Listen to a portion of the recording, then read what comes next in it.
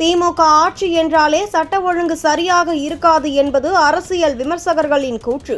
அதை மெய்ப்பிக்கும் வகையில்தான் கருணாநிதி ஆட்சி முதல் ஸ்டாலினுடைய ஆட்சி வரை பல அவலங்கள் தொடர்கிறது. திமுக ஆட்சியில் குறிப்பாக கருணாநிதி மற்றும் ஸ்டாலின் காலங்களில் சட்டம் ஒழுங்கு, காவல் மரணங்கள் மற்றும் என்கவுண்டர்கள் தொடர்பாக பல சர்ச்சைகள் எழுந்து உள்ளன. திருப்பூர் மாவட்டம் குடிமங்கலத்தில் அதிமுக எம்எல்ஏ மகேந்திரனின் தோட்டத்தில் மதுபோதையில் தகராறு செய்த மூர்த்தியின் மகன்களான மணிகண்டன் மற்றும் தங்கபாண்டி உள்ளிட்ட மூவரால் SSI சண்முகவேல் தாக்கப்பட்டு கொலை செய்யப்பட்டார். கான்ஸ்டபிள் அழகுராஜா காயமடைந்தார்.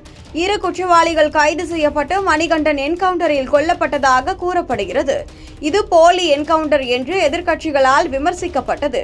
இதேபோல் சிவகங்கை மாவட்டத்தில் அஜித்குமார் நகை திருட்டு குற்றச்சாட்டில் காவலில் தாக்கப்பட்டு உயிரிழந்தார். இதற்கு மு.க. ஸ்டாலின் CBI விசாரணைக்கு உத்தரவிட்டார். கருணாநிதி ஆட்சியில் 2007 மதுரையில் தினகரன் அலுவலக தாக்குதல், 3 பேர் மரணம், 2G ஊழல் மற்றும் நில ஆக்கிரமிப்பு குற்றச்சாட்டுகள் பரவலான விமர்சனங்களை பெற்றன. ஸ்டாலின் ஆட்சியில் சென்னை மாணவர் நிதின் சாய் கொலை மற்றும் 23 காவல் கொடுமை மரணங்கள், 21 போலி என்கவுண்டர்கள் நடந்ததாக தமிழ் தேச மக்கள் முன்னணி குற்றம் சாட்டியுள்ளது.